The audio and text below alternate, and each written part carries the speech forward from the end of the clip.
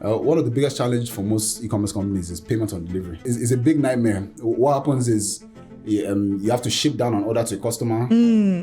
Now, if the customer is paying on delivery, the customer has the right to say, okay, I don't want this item anymore, or I changed my mind. Or I'm not even around, and then they call the customer and the person is not even around. Not pick it up. No matter how good your business idea is, no matter what your company is running, if you run out of cash, then you have to shut down your business. In Nigeria, our business scene hasn't reached the stage where you can scale your business as quickly as you would like to. It's really critical that you understand the international trade and commerce to succeed, at least at scale. Really understanding that landscape, it gives you an edge when you're trying to scale your business. Hello and welcome to another exciting episode of the Career Series powered by MTN. My name is Adeze Aduaka, and on today's episode we have Mr. Prince Eke, the CEO of Konga. Prince Eke is a born entrepreneur hailing from the largest integrated technology business family in Africa. Ladies and gentlemen, join me as I welcome Mr. Prince Eke. Thank you. You have a lot of accolades. That's remarkable. Thank you very much. Well done. With your multifaceted experience in tech and startups, can you share why you think startups fail? I mean, a lot of people, young people, they want to go into startup companies, they want to start something new, but then a few months down the line, they fail. There's always one challenge that stops the business from growing. What do you think that these startups are, missing in, starting their own maybe establishments or companies? Yeah, so I think the major reason a lot of startups will fail, I mean, if you look at the underlying cause, it's always cash flow issues, As long as you run out, no matter how good your business idea is, no matter what your company is running, if you run out of cash, then you have to shut down your business. True. So there are several reasons for cash flow issues. Some of them are mismanagement of funds. Some of them are not being able to raise funds as quickly as you can. But everything really boils down to cash flow management. Now, what I've seen with a lot of Nigerian startups is that people get too excited. Okay. You see startups where the CEOs are earning up $15,000 dollars in a month. Oh, wow. I mean... when you haven't even started. When you haven't even started, And I mean, you're comparing your salary to the salary of senior management of banks that are very profitable, So it really doesn't make too much sense. So I think one thing is cutting your clothes according to your size. Yeah. Understanding that at a startup, that initial phase is all about the hustle and bustle. It's literally putting more of the work. Forget about how much you want to earn. I mean, everybody putting their minds together to make sure that let's make this thing work. So during those early stages, it's scrappy. You might not have the best office. You might not have the best access to tools, the best resources, the best employees even. But the goal is for everybody to put their heads together to see how do we survive. Have a solid foundation. Build a solid foundation so that when things get better, we can start to reap the fruits of your labor. Yeah, start earning $15,000 just like you said. By God's grace, that's I know, right? Okay, that sounds good. Now, you led the negotiation and acquisition of Konga Group by Xenox Technologies, and that's a significant achievement. Can you walk us through the strategic decisions and challenges that you faced during this process? Yeah, I mean, it happened by chance. By chance, I met the CEO of Konga at that time. At the time? Okay. And we just started having some conversations. And the conversation started really around partnership. How do we work together? A lot of competitors don't really sit down to say, okay, are there any areas of synergy where that things were better at and things were better at, and we can actually work together to build the ecosystem even bigger. Yeah. So we started to have those conversations. And at some point, it opened up to me that at that stage, Konga was having some cash flow issues. Oh, wow. And they're looking to sell off the business. So at that stage, we started to have more strategic conversations on, okay, does this make sense for us? How will it work? What kind of package are we looking at? And then luckily, we were able to have those conversations very quickly. But usually with acquisitions and mergers, the easy part is the negotiations and all the discussions. The hard part is when you actually have two monsters that you need to bring together. Yeah. Two companies with different cultures, with different people, different technology, different operations. And you have to kind of bring all that together into one company. So that takes time. Even the people... How long did it take you guys to conclude? Honestly, it took us maybe... So for the technology part, it took us about maybe 6 months to a year to harmonize our technology platforms. It took us for people... building that culture is always an ongoing thing. So, it never ends. Yeah. But in terms of the operations and all that, it took us about a year to for us to merge both companies together successfully. And once we're able to do that, then we saw huge significant growth. We were able to really benefit from the synergies, the strength of Konga and the strength of Udala to make a stronger e-commerce platform. Yeah, amazing. I love how you tapped into that immediately, and then, look at you today. Wonderful. Now, with experience in Assure Corporation FZE in Dubai and Infotech Trade Services Limited in the UK, how has your global experiences influenced your approach to business and entrepreneurs in Africa? I think global business just gives you kind of exposure. Okay. Unfortunately, everything in Nigeria that we consume, not everything, but large majority of what we consume is imported. Yeah. So no lies. It's really critical that you understand international trade and commerce. Okay. To succeed at least at scale. You have a lot of guys in Computer Village that might ship down goods, but how do you go from shipping down maybe like a quarter of a container to shipping down 10 containers? Yeah. How do you go through that scale? And it starts with things like sourcing FX to being able to ship and clear at the best possible price. I know really understanding that landscape, it gives you an edge when you're trying to scale your business. So I think it definitely helped in terms of exposure, in terms of understanding international trade and commerce, and also being able to sit down with people around the world and know how they do their own business over there. Yeah, and understand their business model and how they grow their business model. I think Nigeria, our business scene hasn't reached the stage where you can scale your business as quickly as you would like to, because we're faced with a lot of economic challenges. Yeah. So it's always good to understand how people in developing markets like India and China and Brazil have dealt with some of those challenges, because they face like very similar economic environments, how they've dealt with some of those challenges and have been able to scale their businesses. So it really gives you that perspective. Okay. Do you think there's a huge difference between how we run our business here in Nigeria and the international market? Oh yeah, 100%. 100%. Nigeria is very peculiar in terms of a lot of the way Nigerians think is very different.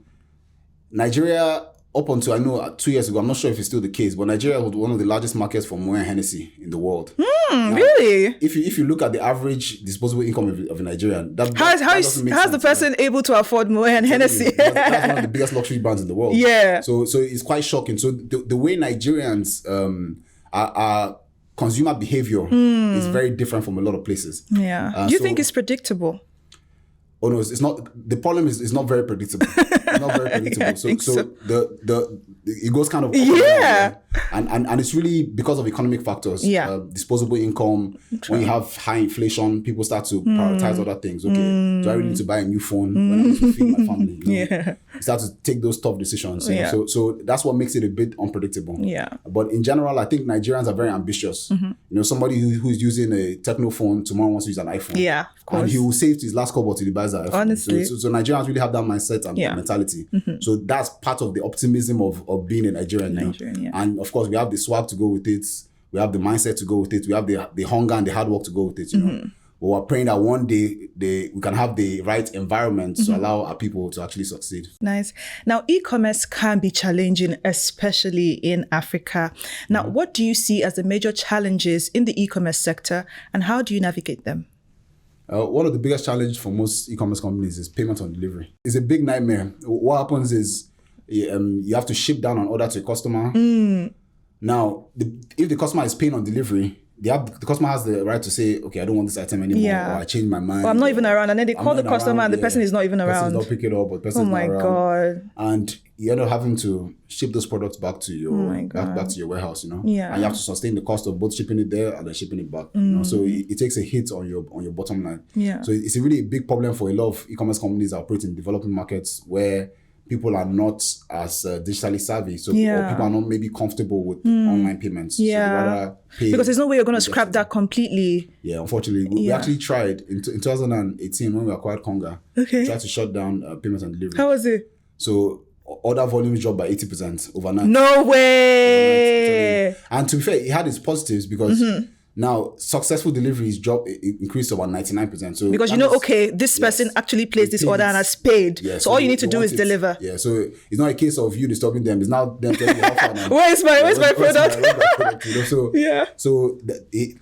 that part was positive, but Yeah. it didn't make sense in terms of scaling the business. So we tried to bring it back. And once we brought it back again, boom, the numbers jumped overnight, you know. So I think it's just really the reality of the markets we find ourselves in. But we've seen significant progress, you know, in the last 3 years. I mean, around COVID time, we're looking at maybe 80% success rate. So 20% yeah, because people were at home. I mean, but now the POD rates has dropped to about 65%. So only about 65% of orders are done payment and delivery. So the balance 35% are people actually pay online. Okay. So we're seeing significant progress. And I think the cash crunch, or I won't say the cash crunch, the Naira redesign, where there was a lot of issues accessing cash, it really changed the game, because during that period, a lot of people opened different fintech accounts. A lot of people got cards because they couldn't transact with cash anymore. Yeah. So that really changed the game. So we saw a lot of adoption, a lot of digital adoption during that period. And we kind of benefited from that, because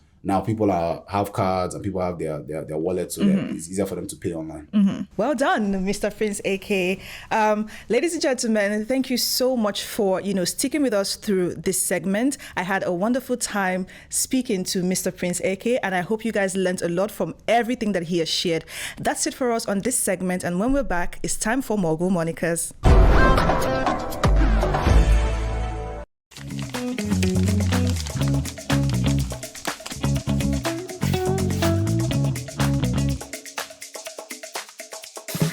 Welcome to the Mogul Monikers segment. Now, in this segment, I'm going to be playing a game with you. Now, I'm going to be describing some famous entrepreneurs without dropping their names. So it's your job to give me their names, right? So think international, think Nigerian, think African, right? Okay. So pick a number from 1 to 10. 7. 7. Okay. Your time starts now, but after, I've read the question. Recognized for advancements in the field of artificial intelligence, this innovator co-founded a company famous for its search engine. Who is this tech luminary? Your time starts now. Larry Page. Wow, yes, correct. I love that laugh of yes, I got it. Yeah, well done. Okay. Pick another number from 1 to 10. 3. 3. This one is too easy. Oh, but let me shall give you anyways. This innovator co-founded a tech giant, played a crucial role in the development of personal computing, and is recognized for his philanthropic efforts. Can you identify this visionary? Tech giant. Either Steve Jobs or Bill Gates. Pick one. Pick one. Philanthropy is definitely Bill Gates then. Yes, correct. Bill Gates. That's the answer. Okay, so your last question. Pick another number from 1 to 10. 5. 5. Okay, let's see if you get this one. This person is the founder and CEO of Iroko TV. He's a Nigerian millionaire. Raymond? No. Njoku? Yeah, I think his other name is Raymond, right? And he has his name. His name is Jason from a book. Jason Njoku. But I mean, you got it right. I'm still going to give it to you. But I'll still give it to you. Well done. You got all 3 answers correctly. Well done.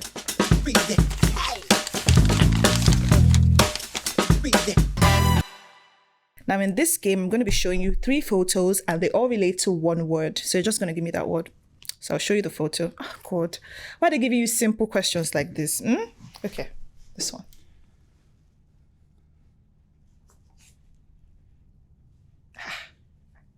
Wait, so you are doing grind the other one now. This one I've choked you. What am I supposed to do? I'm supposed to link these images to the answer. To one word, yes. They all relate to one word. Your time starts now. Football 7. Your time is up. This is football related, but I don't watch football. Your time is up. See Ronaldo. Come on. 7 now. 7 football. Guys, I don't watch football. Man. I'm a basketball guy. But it's popular. Come on. I should have gotten that one. Yes. Okay, let me give you this one. This one is not football, so you should get this one correctly. Okay. Your time starts now. I don't even understand what the images are. I don't know what this is. This is a headscarf. The third one is a headscarf. But you know, be firewood. This is no, it's the name of a person. Name of a person? They're entrepreneurs, like I said. Oh, these are entrepreneurs? Yes. Okay. So this one now is economics. This one is the middle. Economics. and a headscarf. Who wears this headscarf? Oh, you should know. Your time is up. Your time is up. That's my senior mommy. Yeah. Let me try. Let me wait for you to answer. I was about to say Prince Jonathan. Not Prince Jonathan. No. What's her name? I know. The former. Was she Minister of Finance? Your time is up. This one just give you just Jara. Okonjo-Iweala. Okonjo-Iweala. See, it was tip of my tongue. I know. Okay, so the very last one. Headphones. Yeah. $. Yeah. Fuel company.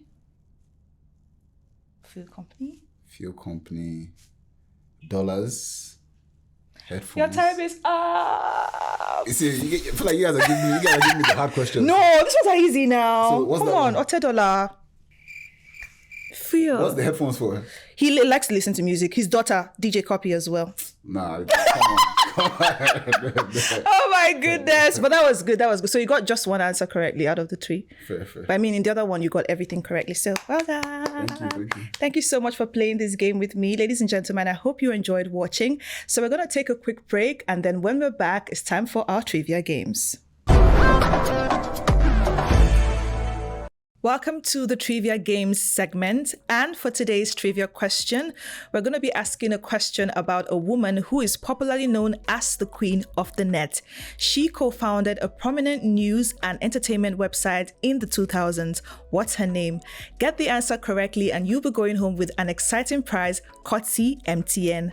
Don't forget to follow us on all our social media platforms at MTN NG and also subscribe to our YouTube channel at MTN Nigeria. My name remains Adeze Adwaka. Thank you so much for watching this episode. Until next time, do have a lovely day. Bye.